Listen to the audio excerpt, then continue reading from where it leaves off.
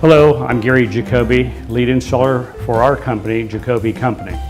Today we are at a customer's home in Sherman Oaks, California, and I just want to demonstrate, actually I can't demonstrate because I would fall over this landing, which brings up a point. I installed this shade that's approximately about 15 feet off the ground, so we're capable of doing anything with our company to take care of all needs for our customers. My wife typically is here, but not today because she...